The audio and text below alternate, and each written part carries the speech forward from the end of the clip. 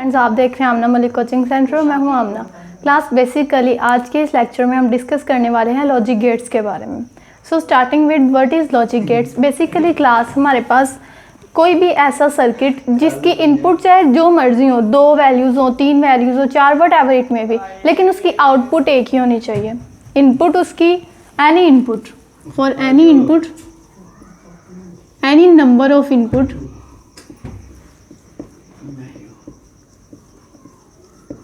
output must be equal to 1. Output must be single value.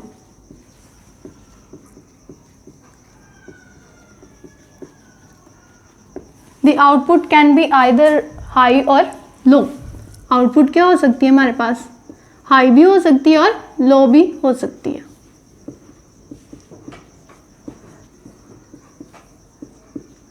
High value को represent करते हैं हम 1 से और लो वैल्यू को रिप्रेजेंट करते हैं 0 से, या इसको हाई वैल्यू को ऑन से और लो वैल्यू को ऑफ से रिप्रेजेंट करते हैं।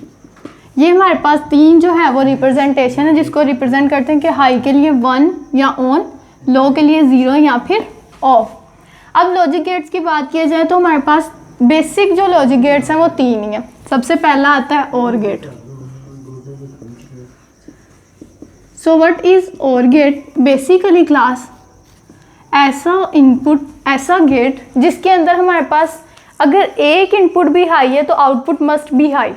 अगर देखें हमारे पास ये ऐसे हो सकते हैं, ये दोनों इनपुट्स जो हैं वो हाई हो सकती हैं, या एक हाई हो सकती है एक लो हो सकती है, या हो सकता है एक लो, पहली लो हो और दूसरी हाई हो, या हो सकता है दोनों ही लो हों।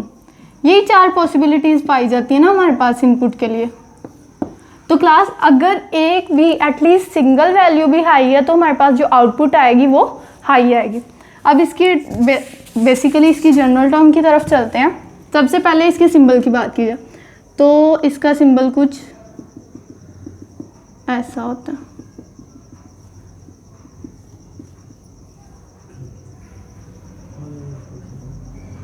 ये 2 टर्मिनल्स हैं जिनके ऊपर हम लोग इनपुट देते हैं। ये हमारे पास है इनपुट टर्मिनल, इसको A और B कह देते हैं, और ये हमारे पास है आउटपुट टर्मिनल, इसको हम लोग C कह देते हैं। अब हम लोग इसके फॉर्मूला की बात की जाए तो A plus B is equal to C। ये जो प्लस है ये और ऑपरेटर को रिप्रेजेंट करता है। ये हमारे पास इसका मैथमेटिकल फॉर्मूला है। अब बात करते हैं इसके ट्रूथ टेबल की।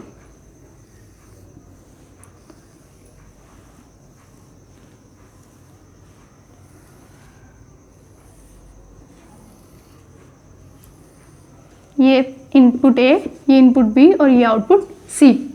हो सकता है इनपुट A भी हाई हो और B भी हाई हो सकता है A हाई हो और B लो हो सकता है A लो हो और B हाई हो, या हो सकता है दोनों ही इनपुट लो हो।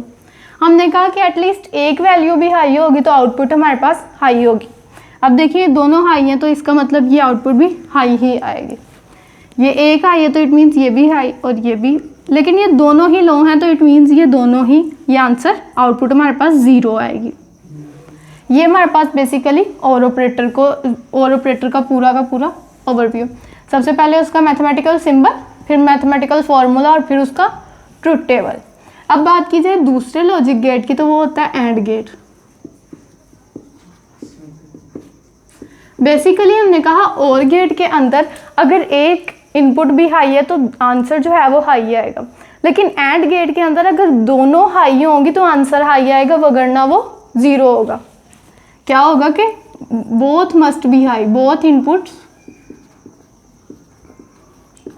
Must high. ओके, अब यहाँ पर 2 ले रहे हैं तो इट मीन्स ये 2 के लिए नहीं, 3 वैल्यूज़ के लिए भी, 4 वैल्यूज़ के लिए भी, 5 वैल्यूज़ के लिए भी, किसी भी वैल्यू के लिए ये अप्लाई हो सकता है। अब हमें पता चलाना हो कि इसका ये ट्रूथ टेबल कितना बनेगा। अगर 2 इनपुट है ना, ये बेसिकली फॉर्मूला होता है 2 raised to power n। 2 input है तो n is equals to 2, then 2 raised to power 2 is equals to 4। 2 inputs के लिए ये 4 लाइन्स बनेंगी। अगर हमारे पास 2 की बजाय 3 हम लोग इनपुट्स दें, n इज इक्वल्स टू 3, एक काम करते हैं एंड गेट हम 3 के लिए बनाते हैं। n is equals to 3, then 2 raised to power 3 is equals to 8। तो चलिए हम लोग 8 बॉक्सेस के लिए ये एंड गेट का ट्रुथ टेबल बनाते हैं।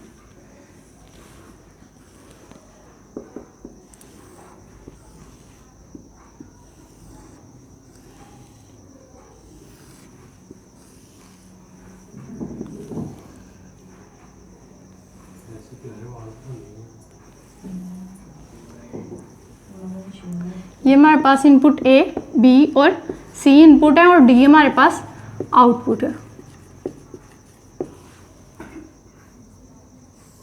इसको लिखने का पैटर्न क्या होता है? 0 0 1 1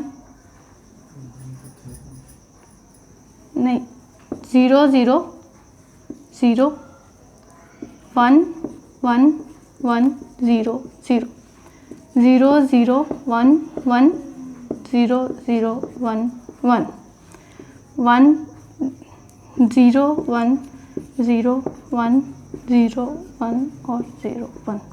पैटर्न क्या होता है? अगर 3 लिया तो 3 zeros, फिर 3 times 1 फिर 0, उसके बाद 2 times 0 फिर 2 times 1। ये एक उल्टी साइकिल चलेगी, सबसे पहले हाई फिर लो फिर लो।